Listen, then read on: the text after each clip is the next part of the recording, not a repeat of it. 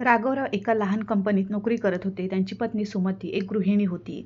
त्यांचे स्वप्न होते की ते आपल्या तिन्ही मुलींचे लग्न चांगल्या प्रकारे करू शकतील. पण राघवराव यांनी आपली मोठी मुलगी मयुरी हिच्यासाठी आत्तापर्यंत जेवढी पण स्थळे पाहिली होती त्या सर्वांमध्ये काही गोष्टी जमले नव्हती. कोणी मुलाकडचे मयुरीच्या रंगावरून तिला नकार देऊन जात, तर कधी हुंड्यामुळे गोष्ट जमू शकत नव्हती. कारण राघवराव एका मध्यमवर्गीय कुटुंबातील होते. आजच्या काळात एका मुलीचे लग्न करणे खूप कठीण जाते आणि सर्वात मोठी अडचण असते मुलाकडच्यांची मागणी पूर्ण करणे, म्हणजेच हुंडा देणे. राघवराव सुरुवातीपासूनच प्रामाणिक आणि कष्टाळू माणूस होते. सुरुवातीपासूनच आपल्या तिन्ही मुलींच्या लग्नासाठी थोडी थोडी पुंजी जमवून त्यांनी पैसे गोळा केले होते. पण आज त्या पैशांनी ते मुलाकडच्यांची मागणी पूर्ण करू शकत नव्हते. कारण हुंड्याच्या हापापलेल्या लोकांनी जेवढा हुंडा मागितला होता तो खूप जास्त होता. आज सुद्धा एक मुलाकडचे मयुरीला पाहण्यासाठी येणार होते. हे स्थळ मयुरीच्या काकीने सुचवले होते. घराचे सर्व लोक पाहुण्यांच्या आदरातिथ्याची व्यवस्था करण्यात गुंतले होते. तितक्यात घराची बेल वाजली. वाटतं मुलाकडचे आले आहेत असे म्हणत राघवराव यांनी जाऊन दरवाजा उघडला तर समोर मुलाकडचे उभे होते. हात जोडत राघवराव यांनी त्यांना आत येण्यास सांगितले. सर्व लोक त्यांच्या स्वागताच्या तयारीत गुंतले. थोड्या वेळानंतर सुमती आपली मोठी मुलगी मयुरीला घेऊन आली. तेव्हा राघवराव म्हणाले, हे घ्या साहेब, आली आमची मन्नूबाळ. तसे तर हिचे नाव मयुरी आहे, पण प्रेमाने आम्ही तिला मन्नू बोलतो. तर मुलाची आई आणि वहिनी मयुरीला प्रश्न विचारू लागल्या. तिच्या शिक्षणाबद्दल आणि स्वयंपाकाबद्दल विचारू लागल्या. तितक्यात मुलाचे वडील मधुकर यांनी आपल्या मुलाला मंदारला सांगितले, बेटा मंदार, तू पाहून घे. जर तुला मयुरी पसंत असेल तर पुढचे बोलणे वाढवूया. तर मंदारने एक नजर मयुरीकडे पाहिले आणि होकारात मान हलवली. तितक्यात मधुकर म्हणाले, भाईसाहेब, आम्हाला तर तुमची मुलगी पसंत आहे. जर तुम्ही एकदा मयुरीला विचारून घेतले तर बरे होईल. मग राघवराव सुमतीला इशाऱ्याने विचारतात, तर सुमतीने मयुरीला विचारून त्यांना होकार दिला. जे ऐकून मुलाचे वडील मधुकर खूप आनंदी झाले. तितक्यात मुलाची वहिनी आपल्या सासूला कमला यांना कानात सांगू लागली, आई, ही तर सावळ्या रंगाची आहे. बाबा असे कसे होकार देऊ शकतात? तुम्ही काहीतरी करा ना. तर कमला म्हणाल्या, तू गप्प बस सुनबाई. तुला दिसत नाही का, ही यांची सर्वात मोठी मुलगी आहे आणि पहिले लग्न आहे, तर बाप चांगलाच हुंडा देईल. आणि मुलगी पण एवढी वाईट नाहीये, रंगच तर सावळा आहे. कमला यांचे बोलणे ऐकून त्यांची मोठी सून राधिका गप्प झाली. तिला समजले की आता तिची सासू भरभक्कम हुंड्याची मागणी करणार आहे. सर्वांचा होकार झाल्यानंतर सुमती मयुरीला घेऊन वर निघून गेली आणि मंदारला आपल्या कामाने कुठेतरी जायचे होते, तर तो सुद्धा तिथून निघून गेला. तितक्यात राघवराव यांनी मधुकर यांना सांगितले, हो तर बाईसाहेब, पुढचं बोलायचं का? तर मधुकर म्हणाले, हो हो, का नाही बाईसाहेब, मी तर विचार केला आहे, कदाचित साखरपुडा सुद्धा आजच करून घेऊया. तितक्यात कमला मध्येच बोलू लागल्या, असे कसे साखरपुडा करून घेऊ? अजून तर काही देण्याघेण्याची गोष्ट झालीच नाहीये. मग राघवराव यांच्याकडे पाहत म्हणाल्या, बघा भाईसाहेब, तुम्हाला तर माहीतच आहे की आजकाल चांगले मुले मिळत नाहीयेत आणि मिळत आहेत तर काहीतरी द्यावे पण लागते. बघा, माझा मुलगा एकतर इंटरनॅशनल कंपनीत CA आहे आणि एकदम अस्सल सोने आहे, तर त्या हिशोबाने तुम्हाला द्यावे सुद्धा लागेल. तसे तर आजकाल सगळे आपल्या मुलीला चांगलेच देतात. जास्त काही नाही, बस तुम्ही सुद्धा 10 लाखाची कार आणि 11 लाख रोख रुपये देऊन टाका. तसे तर जास्त नाहीये. माझ्या भावाने तर आपल्या मुलीच्या लग्नात पूर्ण 50 लाख लावले होते आणि तसेही तुमच्या मुलीचा रंग सावळा सुद्धा आहे. समजतंय ना तुम्हाला? कमला यांची मागणी ऐकून राघवराव आणि सुमती एकमेकांकडे पाहू लागले. उलट मधुकर आणि त्यांची मोठी सून गप्प बसून राहिले, कारण घरात कमला यांचे चालत होते. तितक्यात राघवराव यांनी हात जोडत म्हटले, ताई, आम्हाला थोडा वेळ हवा आहे. तर कमला म्हणाल्या, ठीक आहे बाईसाहेब, 2 दिवसानंतर आम्हाला कळवून द्या, कारण आमच्या मुलासाठी खूप स्थळे येत आहेत. कारण जर तुम्ही नाही तर कोणी दुसरे योग्य. एवढे बोलून ते सर्व लोक तिथून निघून गेले. घरात शांतता पसरली. राघवराव गप्पपणे आपल्या खुर्चीवर बसले. तितक्यात मयुरीच्या काकीने म्हणजेच करुणाने म्हटले, बघा बाईसाहेब, जर चांगला मुलगा पाहायचा असेल तर हुंडा तर द्यावाच लागेल. आणि मुलामध्ये कमी तरी काय आहे? चांगला खासा कमावतो, चांगली नोकरी आहे, चांगले घर आहे, असे स्थळ वारंवार येत नाही. आणि तसेही आपली मयुरी सावळ्या रंगाची आहे, तरीही ते लोक लग्न करू इच्छितात. मी तर एवढेच म्हणेन की कदाचित तुम्हाला असे स्थळ पुन्हा मिळणार नाही. एकदा विचार करून घ्या. आता मी निघते. मुलांची शाळेतून येण्याची वेळ झाली आहे. त्यांच्यासाठी जेवणसुद्धा बनवायचे आहे. करुणाचे बोलणे ऐकून राघवराव गंभीर चिंतेत बुडाले. तितक्यात मागून सुमतीने त्यांच्या खांद्यावर हात ठेवत म्हटले, अहो ऐकलत का? चिंता करू नका.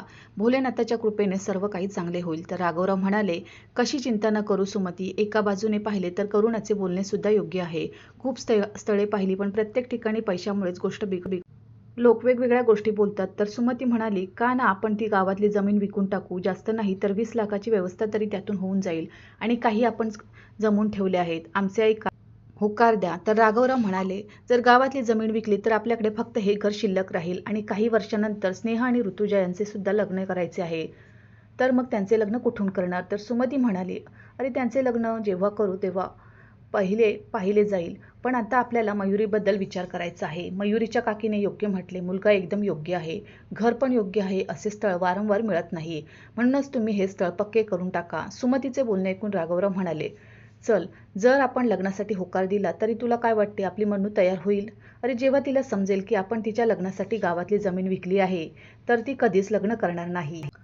अरे तर आपण तिला सांगणार नाही ना की आपण जमीन विकली आहे, सुमतीने म्हटले. तर राघवराव म्हणाले, चल, जर तू आता सांगत नाहीस आणि तिचं लग्न सुद्धा करून देतेस आणि तिला नंतर समजले तर मग ती कधीच आनंदी राहू शकणार नाही. ती नेहमी हाच विचार करत राहील की आपण तिच्यासाठी जमीन सुद्धा विकली आणि कर्ज सुद्धा गेले.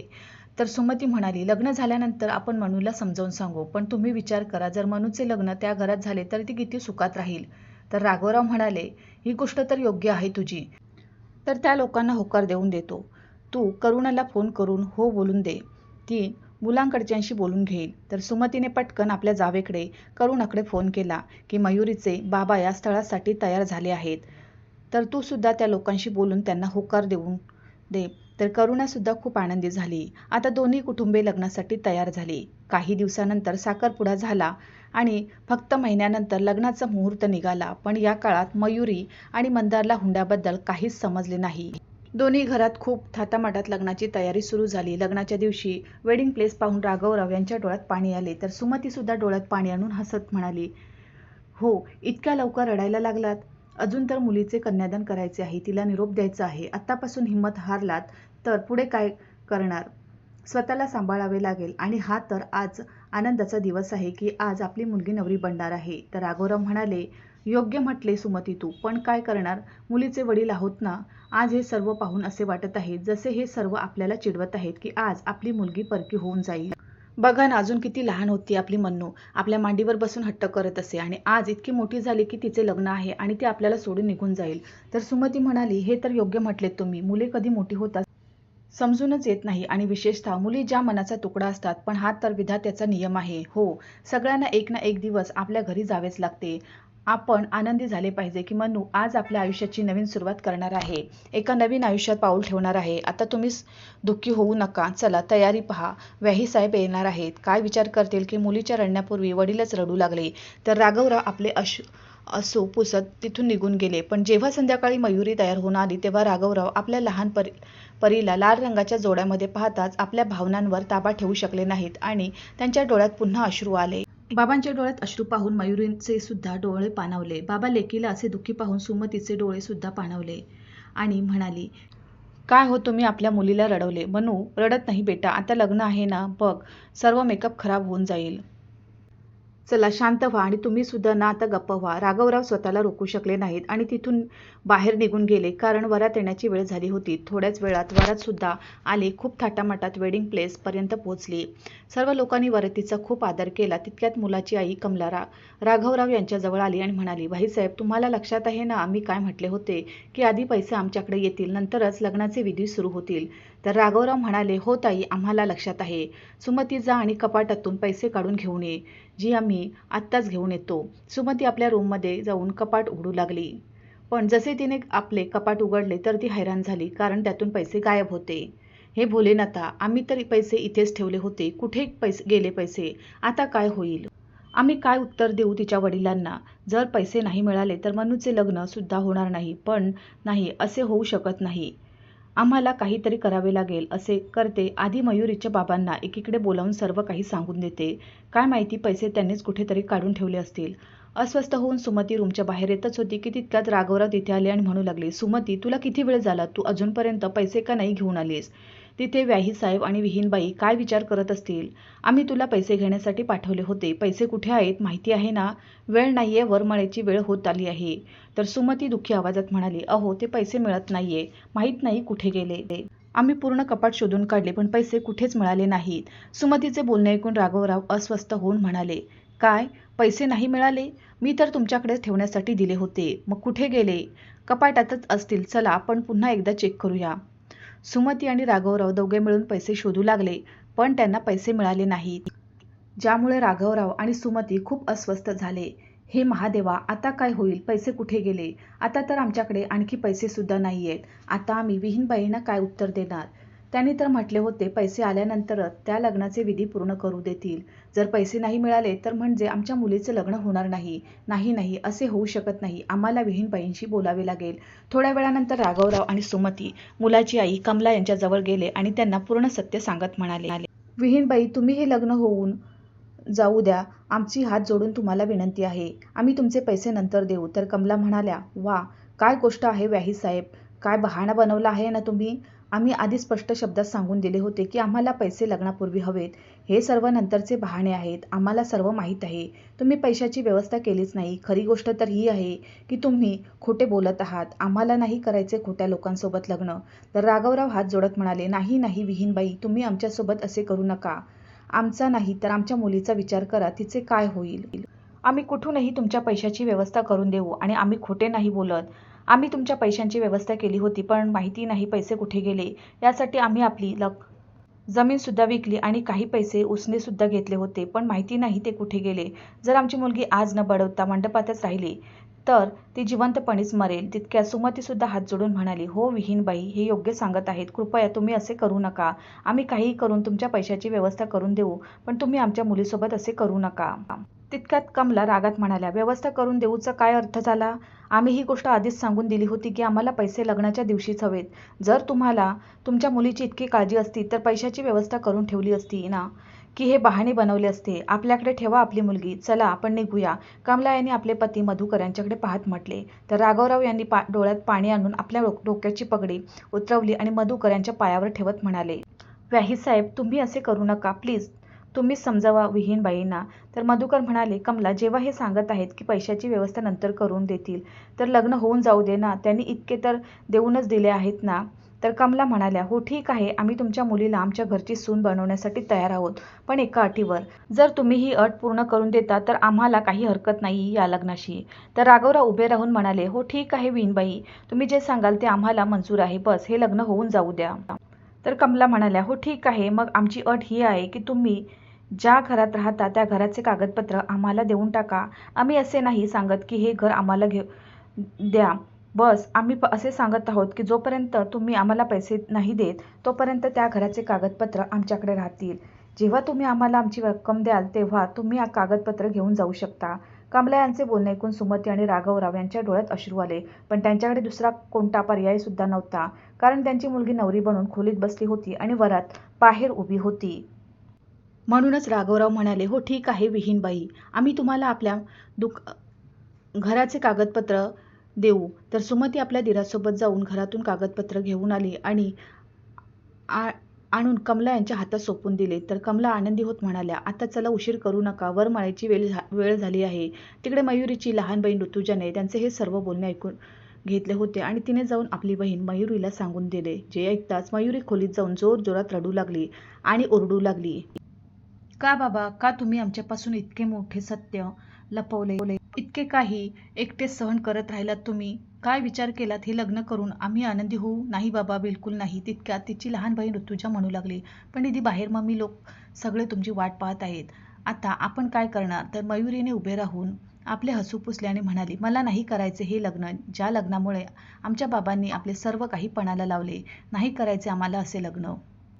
दोन्ही बहिणी या गोष्टी करतच होत्या की तितक्यात दरवाजा खटखटल्याचा आवाज आला. तर मयुरीने आणि ऋतुजाने पटकन आपले अश्रू पुसले आणि दरवाजा उघडला तर समोर सुमती उभी होती. अरे मुली, चला लवकर, मंदार तिथे स्टेजवर तुमची वाट पाहत आहे. तर मयुरीने आपल्या आईला काही सांगणे योग्य वाटले नाही. ती गप्पपणे स्टेजवर आली आणि वरमाळेचा विधी सुरू केला. आधी मंदारने मयुरीला माळ घातली, पण मयुरी गप्प उभी राहिली. ती आपल्याच विचारात हरवली होती. तर सुमतीने जवळ येत म्हटले, मन्नू बेटा, काय झाले? माळ घाल. मंदार केव्हापासून तुझी वाट पाहत आहे.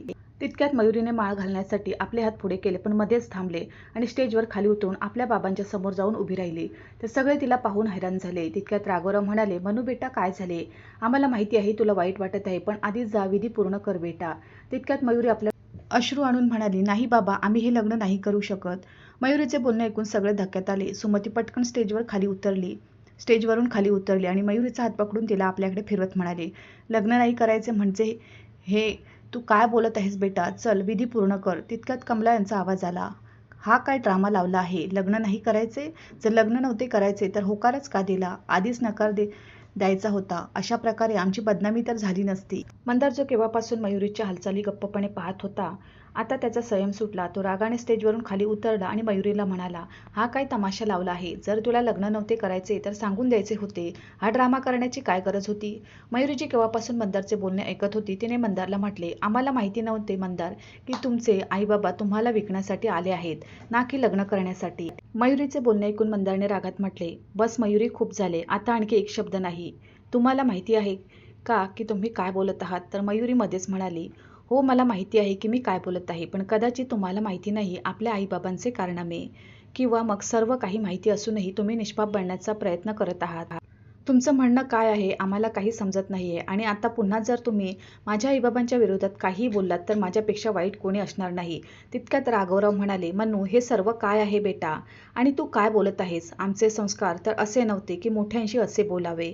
आज आमचा मानसन्मान तुझ्यासाठी काहीच नाहीये का? जर तुला आमच्या मानसन्मानाची थोडी जरी काळजी असेल तर गप्पपणे वर जा आणि शांततेत लग्न कर. राघवराव यांनी मयुरीला समजावत म्हटले आणि मंदारच्या पुढे हात जोडत म्हणाले, आम्हाला माफ कर बेटा, माहिती नाही काय झाले हिला, हिच्या वतीने आम्ही तुमची माफी मागतो. मग कमला यांच्याकडे हात जोडत म्हणाले, माफ करा विहीनबाई. तितक्यात कमला म्हणाल्या, आता बाप पाहिजे माफी माग किंवा पाया पड, पण आता आम्ही हे लग्न करणार नाही. मुलगी लग्नापूर्वीच अशी आहे तर नंतर काय करेल? ते तर चांगले आहे की आज आम्हाला हिची वास्तविकता समजली, नाहीतर माहिती नाही आमच्या मुलाचे काय झाले असते. इतकी निर्लज्ज आणि उद्धट मुलगी आहे तुमची, एकतर सावळ्या रंगाची, वरून इतके नखरे. मयूर इकडे पाहत म्हणाल्या, अरे सुख मान तू की तुझे लग्न आमच्या मुलासोबत होत आहे, नाहीतर तुझ्यासारख्या काळ्या कलोटीला कोण स्वीकारणार सुद्धा नाही. तितक्यात मयुरीने ओरडत म्हटले, काय म्हणालात आंटी तुम्ही की निर्लज्ज आणि उद्धट मुलगी आहे मी? तर तुमच्यासारख्या हापापलेल्या लोकांना काय म्हणणार लोक? आणि काय म्हणालात आम्ही सावळे आहोत तर आमच्याशी कोणी लग्न करणार नाही? जर तुम्ही आमच्यावर उपकार करत आहात लग्न करून तर माझे बोलणे कान उघडून ऐकून घ्या.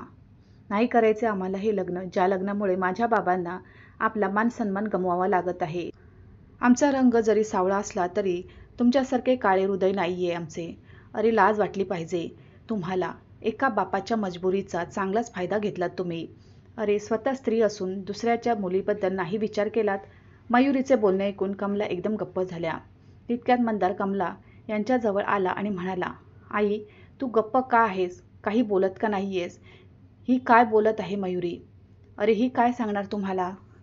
मी तुम्हाला सांगते की तुमची आई माझ्यावर दया खाऊन माझे लग्न तुमच्याशी लावून देत होती.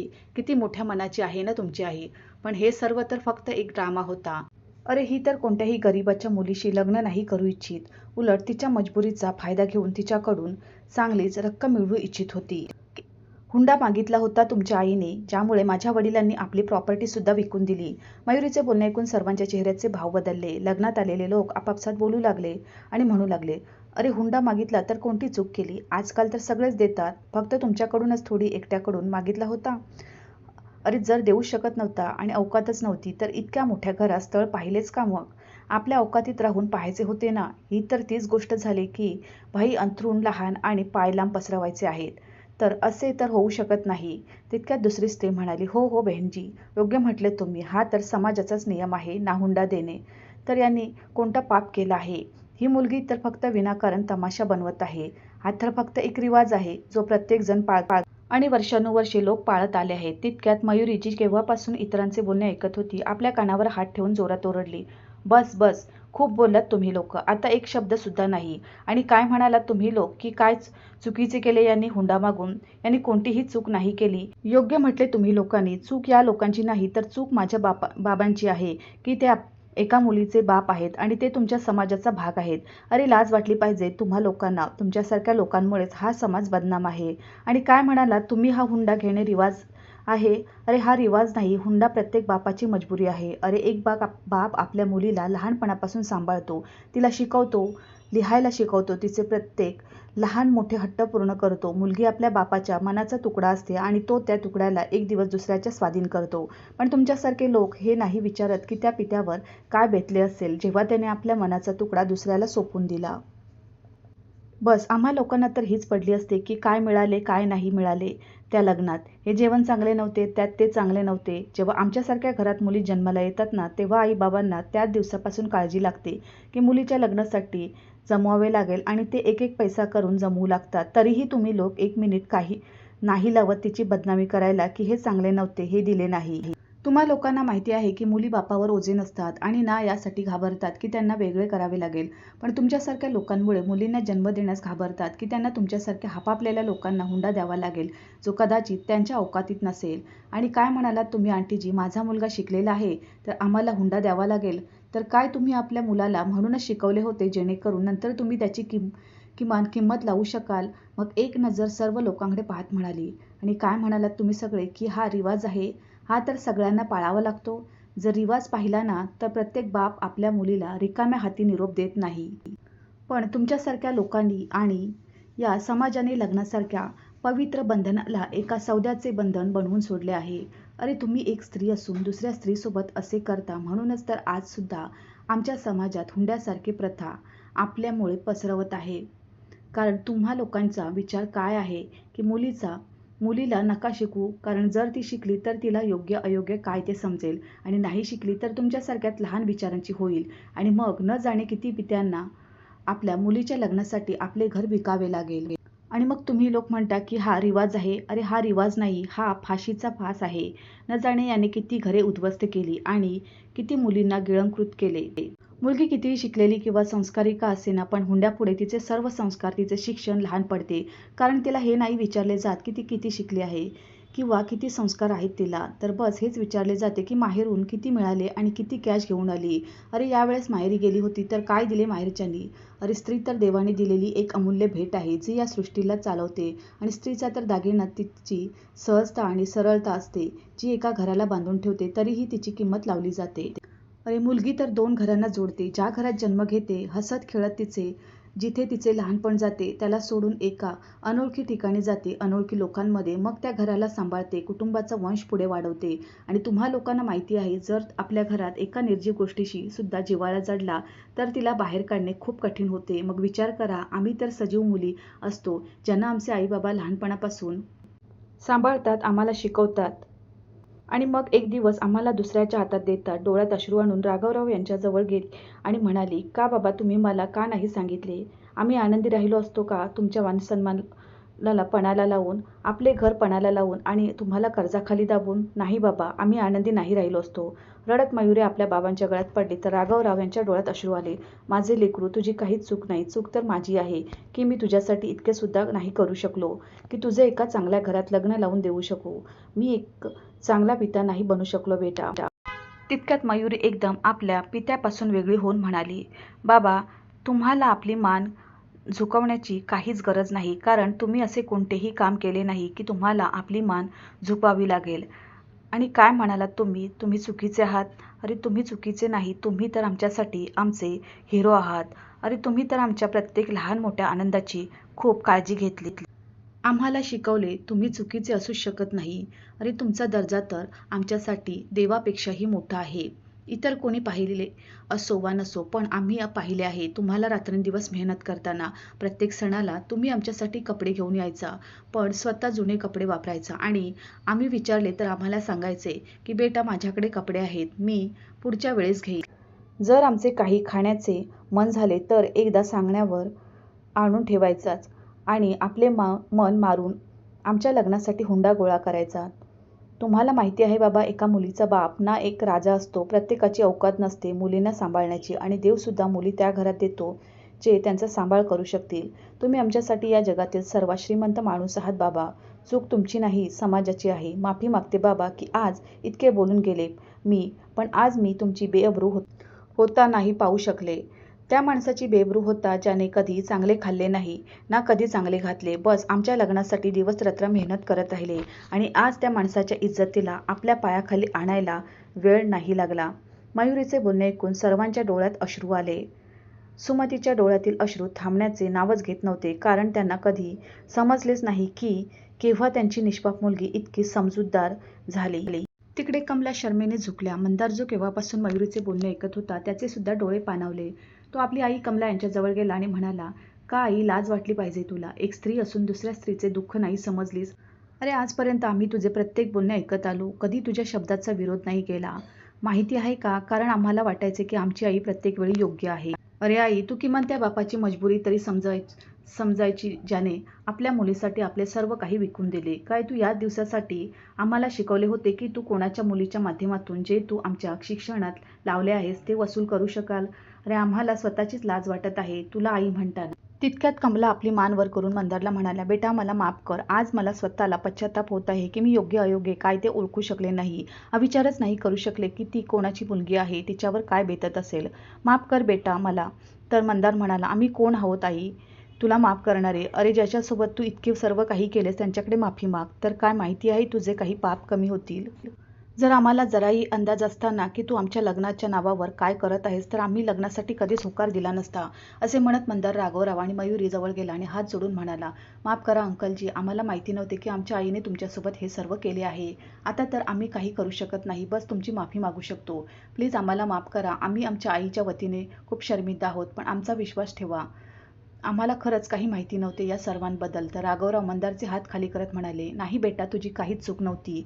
तुला हे सर्व करण्याची गरज नाही. तितक्यात मंदार म्हणाला, जर तुम्ही आम्हाला माफ केले असेल तर मग आम्ही मयुरीशी लग्न करू इच्छितो, तेही कोणत्याही हुंड्याशिवाय, कोणत्याही तक्रारीशिवाय. सर्व लोक मंदारचे बोलणे ऐकून हैराण होऊन त्याच्याकडे पाहू लागले. तितक्यात मंदार म्हणाला, आम्हाला माहिती आहे की तुमच्या सर्वांच्या मनात काय चालले आहे. हेच ना की इतके सर्व काही झाल्यानंतर सुद्धा आम्ही लग्न करू इच्छितो. पण आम्ही तुम्हाला खरे सांगू तर आम्हाला अशाही एका जोडीदारीची गरज होती जी योग्य ते योग्य आणि अयोग्य ते अयोग्य म्हणू शकेल. आणि आज मयुरीने अयोग्यतेच्या विरोधात उभे राहून दाखवून दिले की मुली कमजोर नसतात, त्यांना कमजोर हा समाज बनवतो. कारण स्त्री कधी कमजोर नव्हतीच. सीता मातेलाच पहा, आपल्या आत्मसन्मानासाठी धरतीत सामावून गेली. लक्ष्मीबाई ज्या आपल्या राज्याच्या प्रतिष्ठेसाठी इंग्रजांशी सुद्धा भिडल्या. अरे, मयुरीने हे सर्व करून दाखवून दिले की स्त्रिया आज सुद्धा कमजोर नाहीत, पण या समाजामुळे त्यांना प्रत्येक वेळी स्वतःला सिद्ध करावे लागते. मयुरीने आपल्या कुटुंबासाठी आणि स्वतःसाठी उभे राहून कोणतेही चुकीचे काम नाही केले. आम्हाला तर अभिमान वाटेल अशा मुलीला आपली पत्नी म्हणताना. मंदारचे बोलणे ऐकून मयुरीचा विचार पूर्णपणे थांबला. तिला काही समजत नव्हते, कारण तिला तर वाटत होते की इतके सर्व काही झाल्यानंतर कदाचित तिला कोणी स्वीकारेल, कारण आमचा समाजच असा आहे ज्याने आमच्या मानसिकतेला एका मर्यादेपर्यंत बांधून ठेवले आहे की आम्ही हे करू तर ते काय म्हणतील, बस इथपर्यंतच आमचा विचार मर्यादित राहिला आहे. मयुरीने एक नजर मंदारकडे पाहिली, आपली मान वर करून एक नजर राघवरावांच्याकडे पाहिले. तर राघवराव यांनी आपली मान होकारात हलवली. तर मयुरीने सुद्धा आनंदी होऊन मंदारला होकार दिला आणि हात जोडत म्हणू लागली, मला सुद्धा माफ करा मंदार. मी तुमच्या कुटुंबाबद्दल इतके काही बोलून गेले, पण आम्ही तरी काय करणार. आपल्या बाबांची बेअब्रू नाही पाहू शकत होतो ना. तर मंदार म्हणाला, मयुरी, तुम्ही काही चुकीचे नाही म्हटले, फक्त तुम्ही अयोग्य ते अयोग्य आणि योग्य ते योग्य म्हटले. आत्तापर्यंत कमला शर्मेने आपली मान खाली घालून उभी होती. ती मयुरीजवळ आली आणि म्हणाली, कोणत्या तोंडाने तुझ्याकडे माफी मागू बेटा, मला समजत नाहीये. किती चुकीचे केले मी तुझ्यासोबत, पण तरीही तू आमच्याबद्दल इतका विचार केलास. लाज वाटते आम्हाला स्वतःच्या विचारांची. आम्ही तुझ्या माफीच्या लायक नाही आहोत बेटा. असे म्हणत कमला रडू लागल्या. तर मयुरीने म्हटले, नाही मावशी, तुम्ही आमच्याकडे माफी मागू नका. तुम्ही मोठ्या आहात आमच्यापेक्षा. जर मुलांकडून चूक झाली तर मोठे त्यांना माफ करतात ना, तर मग आम्हा मुलांचे सुद्धा कर्तव्य बनते की जर आमच्या मोठ्यांकडून चूक झाली तर त्यांना समजावण्याचे. म्हणूनच तुम्ही आमच्याकडे माफी मागू नका. आम्ही इच्छितो की आम्ही आमच्या आयुष्याची नवीन सुरुवात सर्वांसोबत करू. आम्ही सर्वांच्या मनातील तक्रारी दूर करू इच्छितो. तर काय तुम्ही आम्हाला माफ कराल मावशी. मयुरीचे बोलणे ऐकून कमला यांनी तिला आपल्याकडे कवेत घेतले आणि म्हणाल्या, आम्ही तर धन्य झालो बेटा, तुझ्यासारखी सून मिळून. आजपासून तू आमची सून नाही, मुलगी आहेस.